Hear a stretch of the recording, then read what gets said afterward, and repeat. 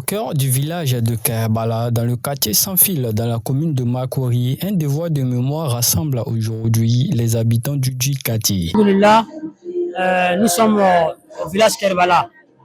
Donc, nous avons organisé dans le village avec ces enfants pour que l'histoire puisse être reconnue, l'histoire puisse rester gravée dans le mémoire de tous ces enfants-là. La tragédie de Kerbala, tout ce qui s'est passé à la famille du prophète. Et les gens nous le font croire que ces familles-là ne sont pas des gens qui sont à suivre. Et nous, on veut expliquer cette histoire-là pour que l'humanité puisse comprendre que cette histoire a été réellement bel et bien existé. Les jeunes et les enfants autour d'une histoire qui traverse les générations. Donc, le village Kerbala, nous célébrons nous faisons la commémoration de Imam Hussein pendant les 13 nuits jusqu'à ce que les gens puissent comprendre la religion réelle, la religion authentique de l'islam.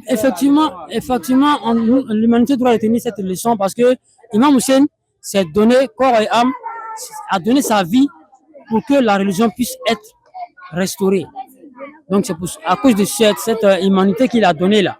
Nous devons faire notre effort pour que le combat d'Imam Hussein ne soit pas en vain.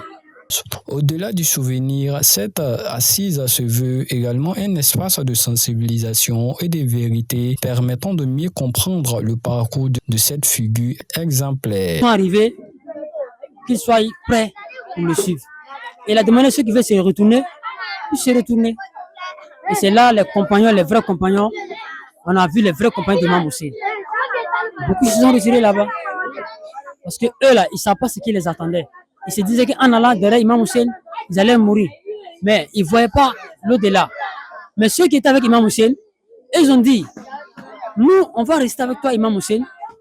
Ils vont nous tuer d'abord, ils vont atteindre Imam Hussein. Et ceux-là, Dieu leur a montré leur paradis. Quand Dieu leur a ouvert le ciel, quand ils ont vu le ciel, ils disent, Alhamdulillah, Rabbil Alamin. C'est nous les plus gagnants. Donc ceux-là sont restés seulement que 70 personnes, plus les femmes et les hommes qui ont suivi l'imam Hussein. Tout le reste se sont retournés. Et c'est là que nous devons comprendre que l'histoire a été tellement délicate, a été tellement dure, que l'humanité doit retenir. Imam Hussein était le petit-fils du prophète. À Sans Fil, la mémoire se transmet aujourd'hui comme un héritage précieux afin que les leçons du passé continuent d'éclairer les générations futures.